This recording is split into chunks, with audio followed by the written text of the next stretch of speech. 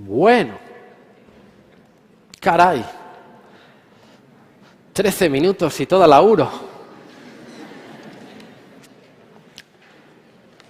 No pasa nada, ¿eh? Ya sabéis que no me ofendo, os podéis ir cuando queráis. Pero bueno, esto es un consejo que os doy para la próxima semana, sobre todo porque, bueno, será una semana durilla. Lo más rentable de la tercera vuelta es la clase. Entonces, mejor que vengáis descansados, que hayáis dormido hasta siesta si hace falta. Pero yo vendría, sobre todo la próxima semana, que, por ejemplo, está endocrino y cosas así, que yo no vendría con prisas, ¿eh? Sentáis, tranquilidad y tal. Y aquí se viene a verlo todo. Pero estas 3 horas merece la pena venir muy descansado y asumir, bueno, no pasa nada, te puedes traer comida, la cena, tal. Bla, bla. Tranquilidad. Empezamos por las infecciones urinarias. Pues ya sabéis que son más frecuentes en la mujer, salvo en el neonato, y el bicho más frecuente, sin duda alguna, es el E. coli, que no produce piedras, sí que lo hace Proteus, que produce piedras de fosfato amónico magnésico. Sabéis que distinguimos complicada y no complicada, sabiendo que la no complicada es mujer joven, sin infecciones urinarias de repetición, sin embarazo y sin ninguna enfermedad de base. Todo lo demás, varón y una mujer que no encaje en todo lo dicho, es una infección complicada. Bien.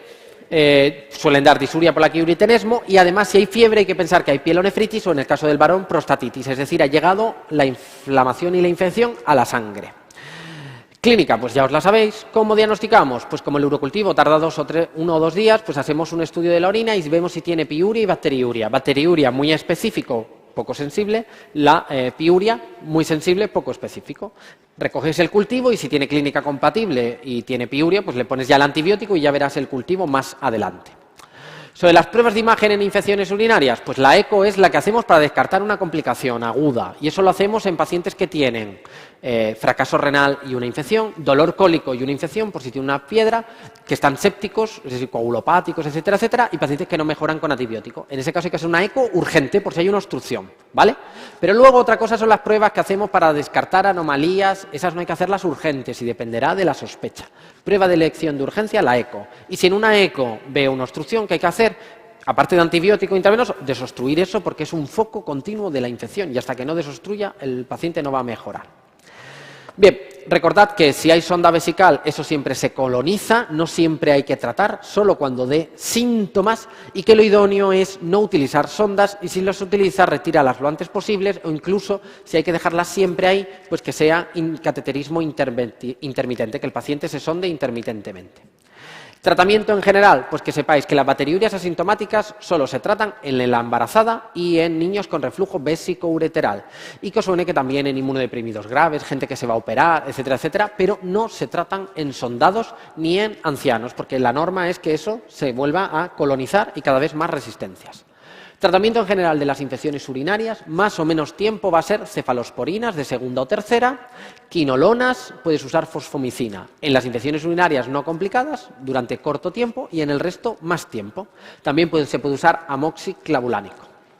Y si el paciente tiene una infección grave, hay que poner un antibiótico de amplio espectro y hacer una eco, y si hay obstrucción, desobstruir. Y antibiótico de amplio espectro es carbapenen o pipertazo con gentamicina, con una aminoglucosia. En el embarazo, recordad que hay que hacer seguimiento de que puedan haber bacterias aunque la paciente no tenga síntomas, y si las hay que tratar y vigilar de cerca, sabiendo que los antibióticos en el embarazo más seguros son sobre todo los betalactámicos, la fosfomicina y la nitrofurantoína. Sobre el reflujo vésico-ureteral, que solamente sepáis que normalmente con la edad, con el crecimiento, es propia de niños más pretérminos, pero con el crecimiento desaparece. Por tanto, típicamente no se hace nada, solo vigilar. Y si tiene mucho reflujo, se pone antibiótico profiláctico para evitar las infecciones. Esa es la idea. La prueba de elección es la cistografía miccional retrógrada para ver cómo refluye. Y el tratamiento, pues es el que he dicho, esperar, ver y esperar. ¿Qué se puede hacer? Poner antibiótico, sobre todo cuando hay un reflujo importante o es bilateral, ¿vale? Y solo si el paciente tiene función renal alterada o no va mejorando, es cuando haces intervencionismo, que típicamente es terapia endoscópica, pero también se puede hacer cirugía. El diagrama que os he puesto, os lo he puesto porque el año pasado preguntaron el reflujo y era por poneros un diagrama. La idea de ese diagrama, no os obviéis, es reflujo vesicoureteral, alteración de la función renal, hay que hacer intervencionismo. ¿Función renal normal? Vale. pues se pone antibiótico, sobre todo si tiene mucho reflujo, y espero para ver si se cura por sí solo. Si pasa el tiempo y no se cura por sí solo, entonces sí que haré intervencionismo. Ese es el mensaje. Pero eso lo hago cuando el paciente tiene función renal normal. Pues espero que normalmente se cura por sí solo y si no se hace, pues se interviene. ¿Entendido eso más o menos? Esa es la idea de ese esquema.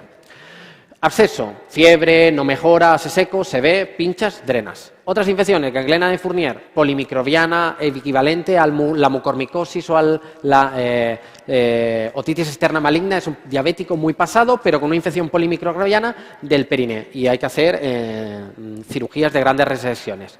La pielonefritis enfisematosa es porque un E. coli pasa a ser anaerobio, hace metabolismo anaerobio y produce una infección, una cistitis y una pielonefritis con gas dentro. Y es gravísima y típicamente también se produce en diabéticos de largo tiempo de evolución no controlados. Y finalmente, muy preguntado, la infección crónica por Proteus produce piedras y esa piedra puede distorsionar e infectar crónicamente el riñón y cargárselo, en lo que se conoce como pielonefritis xantogranulomatosa, que en caso de aparecer suele dar una infección crónica de fiebre, malestar, orinas oscuras. El tratamiento es quitar el riñón porque ya seguramente no funciona nada en él. Sobre las prostatitis, lo único que han preguntado es la prostatitis aguda, que es producida por E. coli y produce una infección aguda en un varón con fiebre, hipotensión, es casi un shock séptico de origen prostático, donde la próstata está inflamada, indurada, caliente, tersa, y el tratamiento se cogen hemocultivos, urocultivos, y el tratamiento es antibiótico de amplio espectro intravenoso. Sobre la infección a nivel testicular, recordad que la orquiepididimitis, típicamente al igual que la uretritis, epidídimo y uretra son enfermedad de transmisión sexual, típicamente por clamidia y gonococo, pero siempre se trataban las dos por igual con cefalosponina y doxiciclina o acitromicina, pero también se podían dar quinolonas. Y luego la orquiepididimitis crónica típicamente se debe a tuberculosis. Recordad el diferencial de una epididimitis aguda, había que pensar que pudiera ser también una torsión testicular. La epididimitis aguda era inflamación del testículo progresiva en alguien que ha tenido un contacto sexual de riesgo, con secreción uretral, testículo inflamado, al elevarlo se aliviaba el dolor y tenía reflejo cremastérico. Pues es infección, ceftriaxona y doxiciclina y ya está.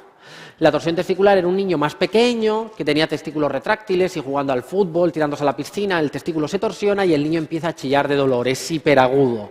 El testículo está inflamado pero está totalmente retraído, está torsionado sobre sí mismo. Al elevar el testículo no mejora el dolor y ha desaparecido el reflejo clemastérico. Si lo ves claro, no se hacen pruebas, se detorsiona inmediatamente. Y si tienes dudas, un ecodoppler para ver que es un testículo sin flujo. Pero el tratamiento es directo si la sospecha clínica es obvia.